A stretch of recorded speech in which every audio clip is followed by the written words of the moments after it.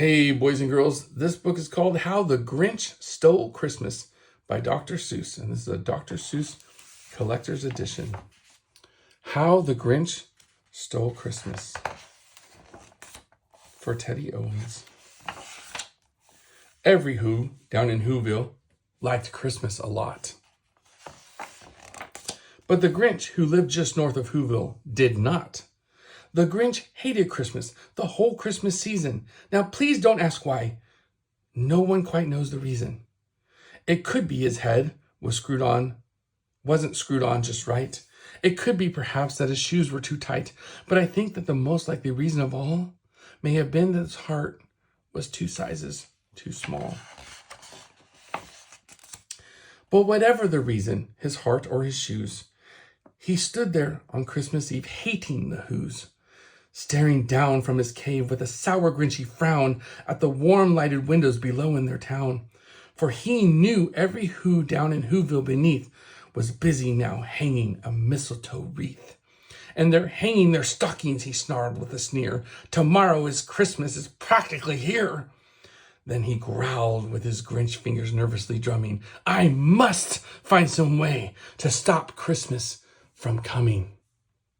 For tomorrow he knew all the Who girls and boys would wake bright and early. They'd rush to their toys, and then the noise, noise. That's one thing he hated, the noise. Then the Whos, young and old, would sit down and feast, and they'd feast, and they'd feast, and they'd feast. They would feast on Who pudding and rare Who roast beef, which was something the Grinch couldn't stand in the least. And then they'd do something he liked least of all. Every Who down in Whoville, the tall and the small, would stand close together with Christmas bells ringing. They'd stand hand in hand, and the Whos would start singing. They'd sing and they'd sing and they'd sing. And the more the Grinch thought of this Who Christmas sing, the more the Grinch thought, I must stop this whole thing. Why, for 53 years I put up with this now. I must stop this Christmas from coming. But how? Then he got an idea. An awful idea. The Grinch got a wonderful, awful idea. I know just what to do. The Grinch laughed in his throat, and he made a quick Santa Claus hat and a coat, and he chuckled and clucked. What a great Grinchy trick. With this coat and this hat, I look just like Saint Nick. All I need is a reindeer. The Grinch looked around, but since reindeer are scarce, there was none to be found. Did that stop the old Grinch? No, the Grinch simply said. If I can't find a reindeer, I'll make one instead. So he called his dog Max. Then he took some red thread and he tied a big horn on the top of his head. Then he loaded some bags and some old empty sacks on a ramshackle sleigh, and he hitched up old Max. Then the Grinch said, "Giddy up!" And the sled started down toward the homes where the Whos lay a snooze in their town. All their windows were dark, quiet snow filled the air, and the Whos were all dreaming sweet dreams without care.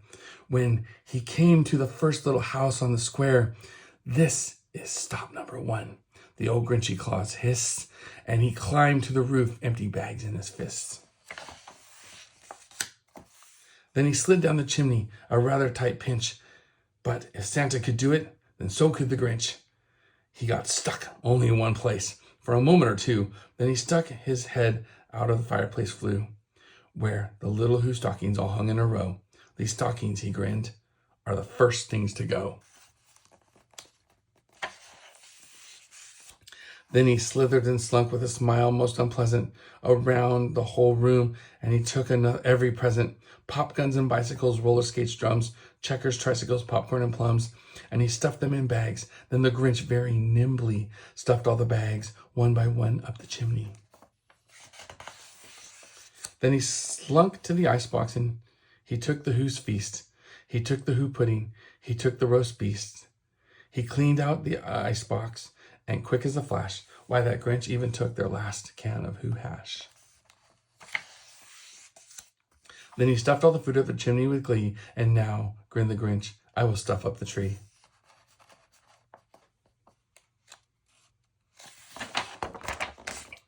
And the Grinch grabbed the tree, and he started to shove, when he heard a small sound like the coo of a dove.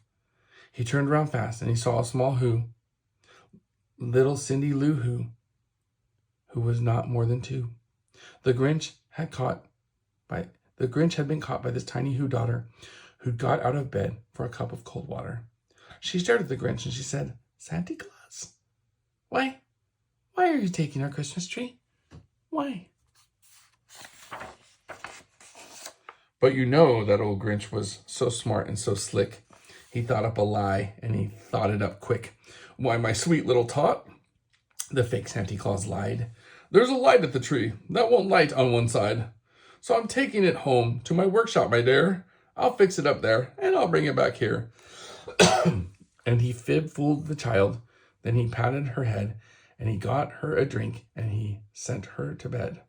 And when Cindy Lou Who went to bed with her cup, he went to the chimney and stuffed the tree up.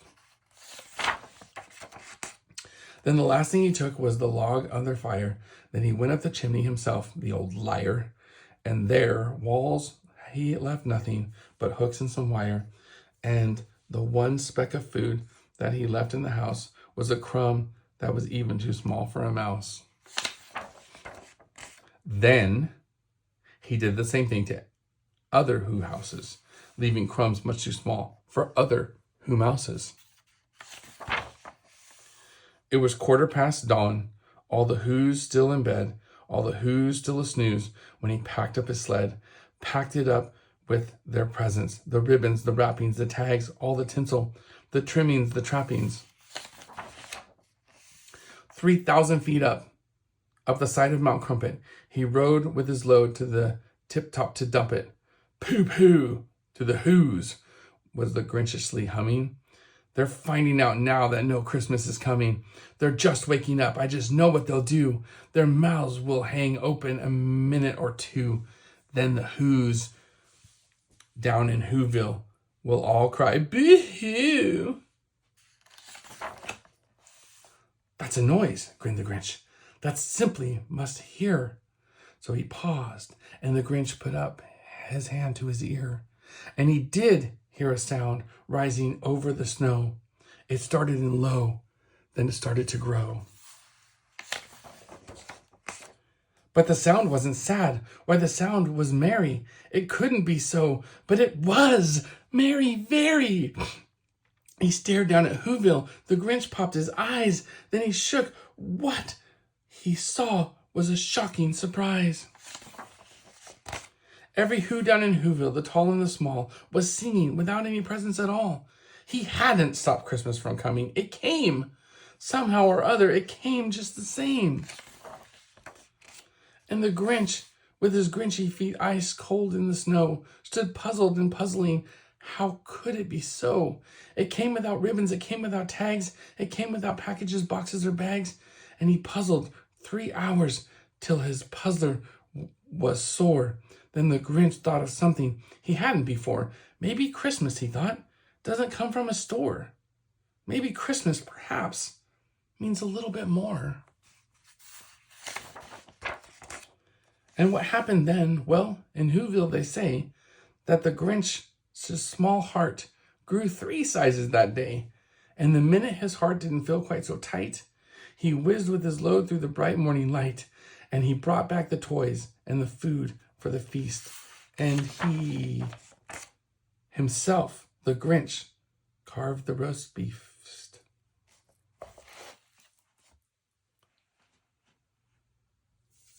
How the Grinch Stole Christmas. I hope you love this book.